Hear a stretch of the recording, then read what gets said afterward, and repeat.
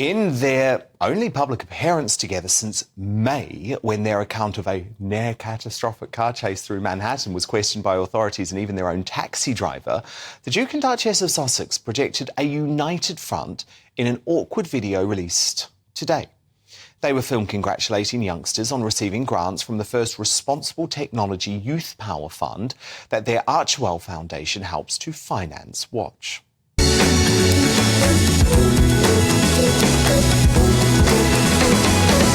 Congratulations, this is great, and we're so happy to have you as part of this team. Really, thank you for all the work you're doing. It's huge. It's making an enormous impact. Thank you for doing everything that you do. Our kids especially are incredibly grateful.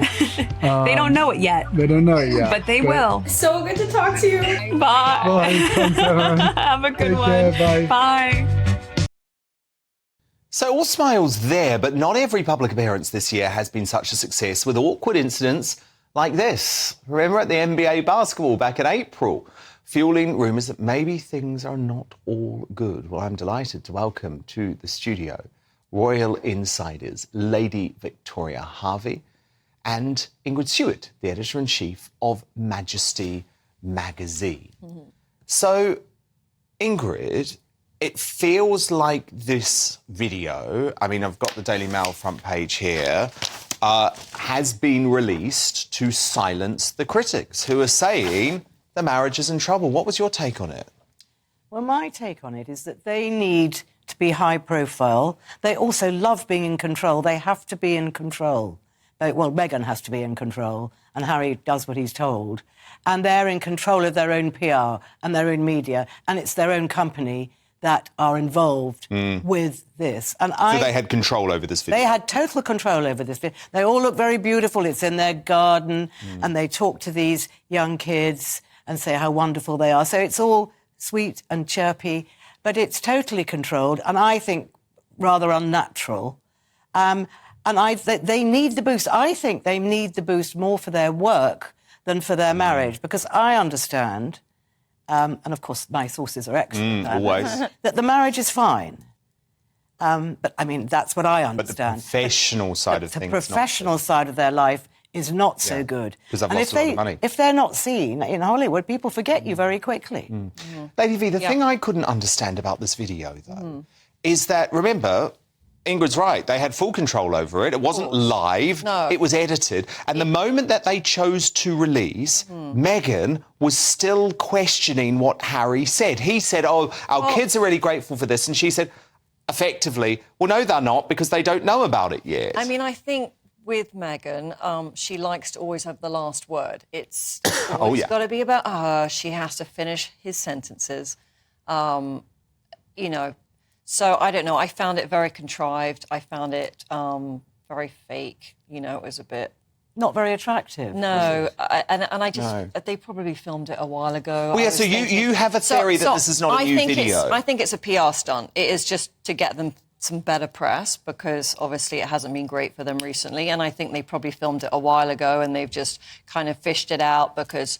if things are not going great and they're not together, they want to make it look like they are together. I mean, the thing that I don't understand, Ingrid, is that when are we actually going to get some meat on the bones about what this couple really want to deliver to the world? Because today, it's saccharine sweet nonsense, you know, saying thanks to some people who claim that they didn't know they were going to speak to the Sussexes even though they were being there was a camera there, yeah. There's no mission, is there? There's no overarching cause. There's nothing that they're really trying to achieve. Well, I mean, also they speak in gobbledygook. Yeah. It's really hard to understand what they're doing. Always. Right. I mean, I don't it's really... Mumbo jumbo. It's California mumbo jumbo. I've read this, and I've read it to Victoria. Little world. We all read it, and we still don't really know what it's about. No. So we don't know what they do. Yeah. We don't know what they're doing. Yeah. Well, and can I just say, if this is genuinely initiative about cyberbullying, though, the people who they have to go after... No, let me tell you, and I really mean this, because I've experienced it myself a lot. The people who they have to go after is this vile group of internet trolls called the Sussex Squad, who are their supporters. Twitter, and they spread disinformation, vile lies. They are literally, the Sussex Squad are the most vile, vicious spreaders of disinformation and hate and illegal material on all of the internet. And that's their supporters. So I don't know where they get off talking about cyberbullying, Victoria. I don't. Well, That's it a sounds really good like they point. need to kind of bring it closer to home then, if that is the case.